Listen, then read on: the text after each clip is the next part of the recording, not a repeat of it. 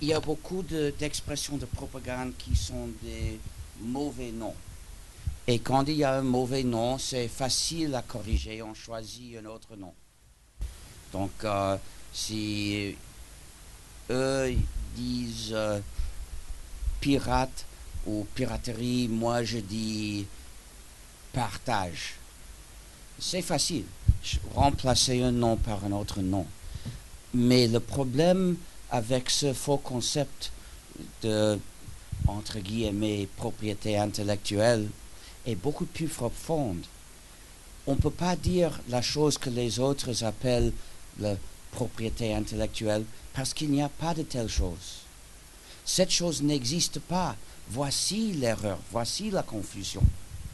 Donc remplacer le nom ne suffit pas et dire la chose que les autres appellent propriété intellectuelle ne suffit pas parce que l'erreur est dans supposer qu'il y ait une telle chose.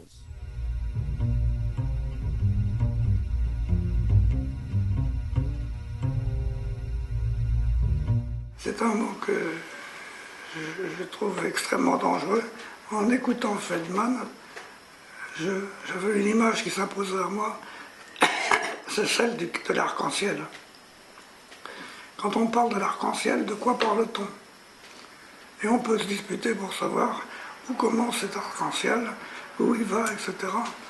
Toutes questions qui sont absurdes, puisqu'on parle d'un arc-en-ciel comme s'il existait. Or, on sait maintenant, bien sûr, qu'il n'existe pas. Mais le simple fait de parler d'un arc-en-ciel est en train de nous propulser dans une direction qui va nous faire dire des sottises. Et on posera la question, mais où commence-t-il, où s'arrête-t-il, quel est le nombre des couleurs, etc. Et on dira n'importe quoi. Autrement dit, chaque fois que je parle d'arc-en-ciel, je parle d'un objet dont je peux dire que je l'ai perçu, mais dont je ne sais pas pertinemment qu'il n'existe pas. Par conséquent, je ne vais pas élaborer toute une législation à propos des arcs-en-ciel. À qui appartient-il cet arc-en-ciel que vous voyez, que moi je vois? Je l'ai vu avant vous, vous l'avez vu après moi, c'est moi qui suis le premier. C'est de l'absurdité. Et c'est cette image-là qui s'imposait à mon esprit lorsque j'ai écouté le discours qu'on vient d'entendre, et qui est magnifiquement clair. Autrement dit, derrière le mot propriété intellectuelle se camoufle au fond le désir de tromper. Parler de propriété intellectuelle, c'est parler, de propriété, d'idées, d'intelligence, et à chaque fois on ne sait plus de quoi on parle. Mais on peut imaginer que c'est la propriété, c'est le droit de possession qui va être exclusif sur un certain nombre de raisonnements. C'est ça que j'appellerais la propriété intellectuelle, c'est le fait que pour utiliser les résultats de telle ou telle activité de l'intelligence, je dois payer ou pas, ne pas payer. Au fond, propriété signifie mise à l'intérieur du système économique. Autrement dit, donner du sens à la valeur d'une idée, ce qui est une idée assez pittoresque, complètement absurde. Quelle est la valeur de la poussée d'Archimède? C'est une idée extraordinaire qu'a eu Archimède de remplacer un objet par la quantité d'eau que l'on peut mettre à sa place. C'est très astucieux.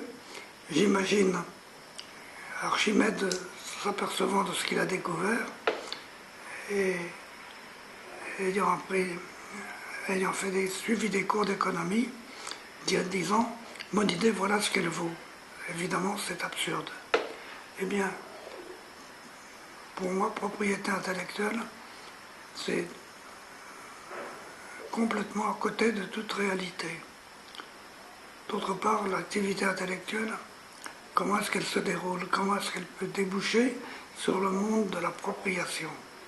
Ça me semble invraisemblable, étant donné que quand l'un d'entre nous a une idée, elle lui vient à l'esprit, comment peut-il dire que c'est lui qui l'a trouvée ou un autre?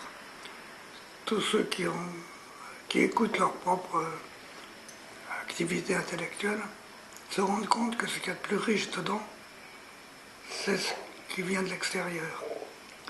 Chaque fois que j'ai une idée, cette idée, elle s'est forgée en moi, bien sûr, mais cette idée, elle a été provoquée, très certainement, par le contact avec un autre, qui disait peut-être le contraire, qui disait la même chose, mais en tout cas, ce qui me rend intelligent, c'est ma capacité à rencontrer l'autre, et non pas ma capacité à imaginer tout seul comme un grand des idées nouvelles.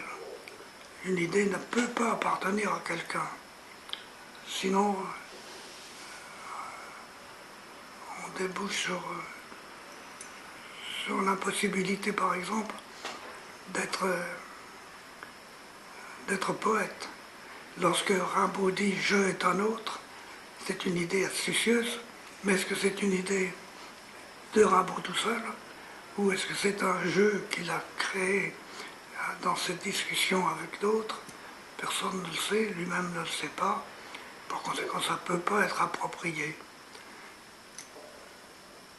Finalement, il ne reste rien du mot propriété intellectuelle.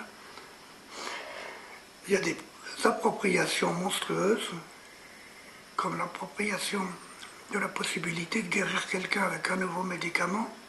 L'idée que ça soit soumis à un droit d'entrée, car c'est ça l'objectif de la propriété intellectuelle, cette idée-là me semble